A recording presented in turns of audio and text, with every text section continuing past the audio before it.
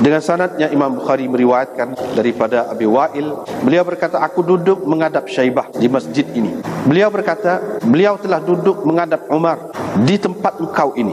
Maka Umar berkata, mahu benar aku tidak meninggalkan apa-apa pun daripada emas dan perak yang terdapat di dalamnya, melainkan aku bahagi-bahagikannya di antara orang-orang Islam. Aku pun berkata, yang dikata Syaibah, engkau tidak akan melakukannya. Beliau berkata, kerana aku telah berkata kepadanya, yakni kepada Umar, itu tidak dilakukan oleh dua orang sahabatmu. Umar berkata, merekalah dua orang yang diikuti ataupun yang kami ikuti.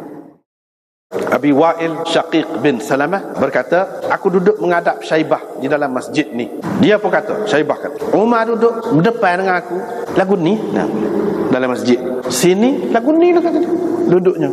Tiba-tiba dia kata, bahasa nak benar aku. Kalau tidak biarkan hak kuning dan hak putih ada di dalamnya, melainkan aku bahagikan di antara orang-orang Islam. Bahasa-bahasa suka benar. Kalau boleh hak dalam Kaabah tu, hak tepat-tepat, dia adalah orang-orang yang dulu-dulu kan, dia buat sini emas, sini perak, jokong dia tu kau gapa-gapa kau. Dia buat daripada benda-benda yang berharga tu. Maksudnya emas, perak ataupun lain-lain lagi yang berharga. Sebab apa? Tidak perlu sebenarnya Kaabah ni kepada sesuatu yang mahal harganya untuk binaan dia, bangunan dia tu tak perlu. Kalau tak ada kau satu pun kita mengadap situ juga.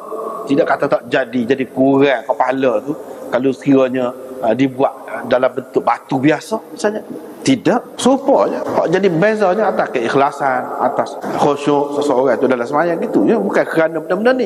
Dia kata aku rasa nak benar, kalau boleh tak nak ambil semua ni bagi kat orang, ada faedah juga. Nak ke dia comel-comel lah, bukan maksudnya, bukan ada maksud apa pun. Qultu, saya pun kata Syaibah, kau tak akan melakukannya.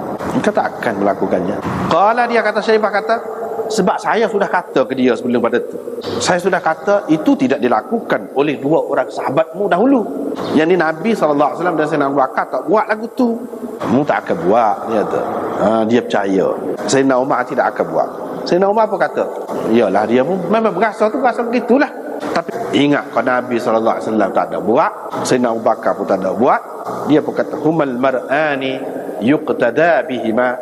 Satu lagi, naqtadi bihima, yuqtada bihima. Itulah dua orang yang diikuti dia tu, ataupun naqtadi bihima, itulah dua orang yang kita ikuti. Jadi oleh kerana dia tak ada buat, kita pun tak payah buat lah, biarlah dia tu. Maknanya Sayyidina Umar di sini dia mengikut sunnah Nabi SAW. Walaupun benda tu dia nampak lebih moleknya buat begini, sebab dia pun tahu hikmatnya tak ada gapo tu sebenarnya, tak ada kata dengan sebab joko dia tu mak kau ataupun perak kau jadi besar pahala orang buat ibadat. Tak ada, dia cukup faham hal tu. Dan dia rakyat ni pun nak suruh orang faham lah pula.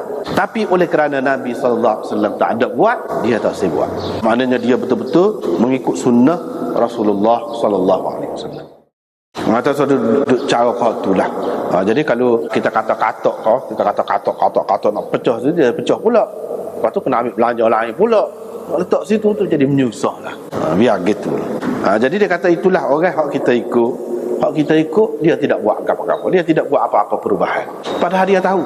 Jadi kita tak usah buat. Itu cara Sayyidina Umar.